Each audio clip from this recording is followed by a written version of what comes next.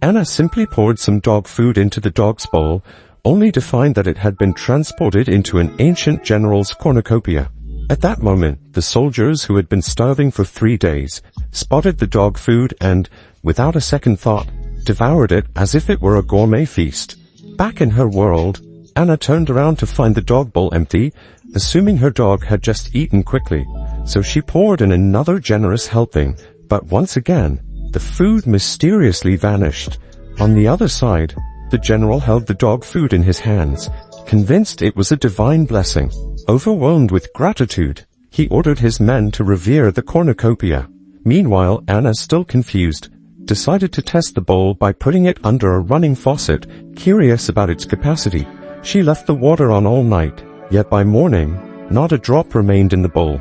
Little did she know, the general and his troops were trapped without supplies, with their food and water cut off by enemy forces. Thanks to Anna's night-long water delivery, the soldiers were saved from dehydration. To express their gratitude, the general wrote a thank you note, burned it, and placed the ashes into the cornucopia. To Anna's surprise, ash and smoke suddenly burst out of the dog bowl, enraging her to the point where she tossed it onto the floor. She then grabbed the dog's bone and threw it into the bowl. Somehow, the soldiers on the other side found this bone during their worship of the cornucopia and, seeing this as another miracle, were moved to tears.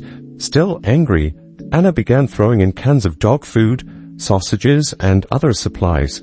On the other side, the soldiers gratefully received these items, thinking it was their last hearty meal before certain death in battle. After witnessing multiple miracles from the cornucopia, the general, filled with gratitude, wrote a blood letter of thanks, detailing his dire circumstances and asking for divine intervention. When Anna received the letter, she finally realized that she was, in fact, communicating with an ancient general. The letter described a war that had left people displaced, soldiers starving, and even cases of cannibalism. The general's plea moved her, and while initially thinking it might be a prank, Anna decided to toss some expired food into the bowl, seeing it as a way to get rid of waste. Boxes of food instantly appeared in the cornucopia, and the soldiers, overjoyed, began to treat Anna as a deity, even throwing gold bars and jewels into the bowl as offerings. Anna, who was originally the heiress of a wealthy family, had lost everything after her parents died in a car crash. Greedy relatives took over the family business and even tried to seize her only home. Her aunt came demanding a debt of 10 million, threatening to marry her off to a man 20 years her senior if she couldn't pay up. Anna firmly kicked them out, vowing to repay the money on her own. Looking at the dog bowl now filled with gold bars and jewels, Anna realized these were gifts from the ancient soldiers, a sign of their gratitude for the food. She tried speaking to the cornucopia, but received no response. So she took the gold and jewels to an antique market for appraisal, and to her astonishment, the gold was worth 30 million. One jade pendant alone was valued at 500 million, and the appraiser, Mr. John, revealed it belonged to a famous ancient general. Although records of his dynasty were scarce due to its abrupt downfall, many legends about him had been passed down. Intrigued, Anna dove into history books, discovering that the records matched the details in the blood letter perfectly. The cornucopia began overflowing with ancient artifacts again, and Anna realized this was the general's way of repaying her for the food. Knowing how his fate would turn out, she made a decision to change it. She rushed to the supermarket, clearing out the shelves and throwing all the food she could find into the cornucopia. Meanwhile, the general was struggling to control a rebellion sparked by a famine. To calm the people, he revealed the cornucopia's miracles and led them in prayer. Just then, food started pouring out endlessly from the cornucopia, and the starving civilians knelt down, overwhelmed with gratitude, thanking the divine spirit for the blessing. Suddenly, Anna's voice echoed from the cornucopia. The general quickly dismissed the crowd, choosing to listen alone to this divine message.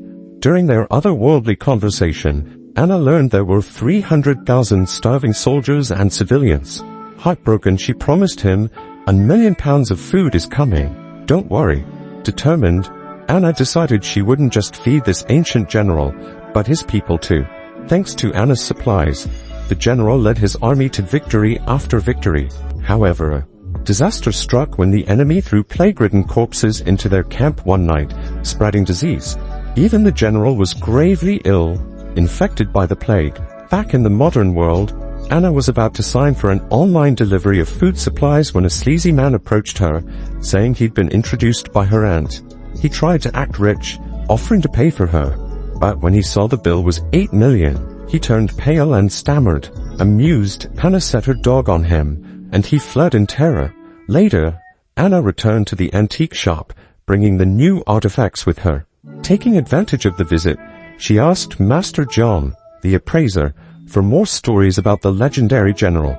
Master John showed her a rare historical manual detailing the general's feats. Before she left, he invited her to an upcoming high-end auction, mentioning that the host wanted to meet her personally. Meanwhile, the general's soldiers, seeing their leader on the brink of death, secretly wrote a plea for help in his handwriting and sent it through the cornucopia.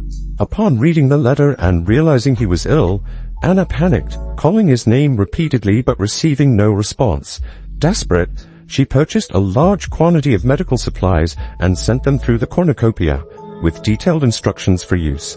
Unbeknownst to her, one of her photos accidentally got sent along too. Miraculously, the general recovered thanks to the modern medicine. He treasured the photo, and slowly, across time and space, they both began to feel a growing fondness for each other. At the auction entrance, Anna ran into her malicious relatives, who mocked her for bringing a bunch of junk to such an elite event. Anna calmly presented her invitation, but the staff didn't recognize its importance and tried to stop her. Just then, Master John appeared and personally escorted Anna inside, leaving her relatives dumbfounded as they were blocked at the entrance. The sleazy man who had previously tried to hit on Anna also arrived with his treasures for appraisal. Spotting her, he immediately sneered, saying she didn't belong in such a high-class event.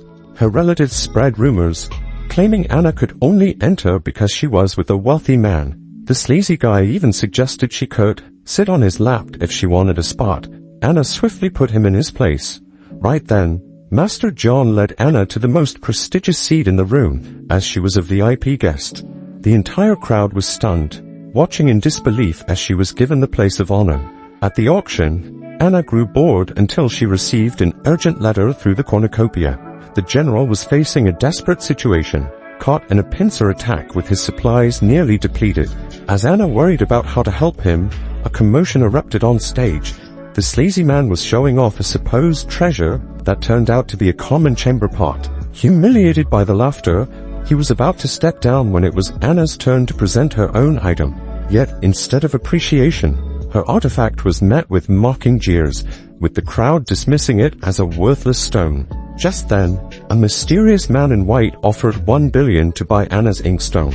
He was no ordinary buyer but a renowned collector who instantly recognized its true value. Master John whispered to Anna that this man had extensive connections and could acquire almost any resource. With a plan forming in her mind, Anna struck a deal. She would sell her entire collection to him if he could supply her with enough bulletproof vests and weapons. The man in white readily agreed, promising to deliver 10,000 vests and weapons within half an hour. At that moment, Madame Chin arrived, flaunting her own relic, which she claimed was unparalleled and came from the same dynasty as Anna's jade pendant. She confidently awaited her victory announcement, but the judges awarded first place to Anna instead. The top prize winner was granted an audience with the mysterious host of the auction, Madame Chin's true goal. Seething with resentment, she accused Anna of using underhanded tactics to win. When Anna's jade pendant was placed beside Madame Chin's artifact, an unusual reaction occurred. Madame Chin's relic began to crack and wither. Enraged, she confronted Anna, but the host of the auction, known as the Elder, appeared holding a ceremonial wedding robe. He scoffed at Madame Chin, saying, "As a connoisseur, you should know that common stones shatter before true jade." Madame Chin, humiliated, tried to spread rumors about Anna's relationship with the Elder, but he silenced her with a slap. Then, in a surprising turn, he knelt before Anna and addressed her as the general's lady. Anna was utterly bewildered, but the Elder seemed certain. "The woman who appears with this pendant is the general's true bride," he declared. "Please fulfill the 1,000-year vow." To everyone's astonishment, he demonstrated the mystical powers of the pendant, leaving the entire room in. Madame Chin and Anna's malicious relatives were swiftly expelled from the auction, but vowed to uncover Anna's secret. Afterward, Anna brought the cornucopia to the warehouse where the man in white had gathered the supplies.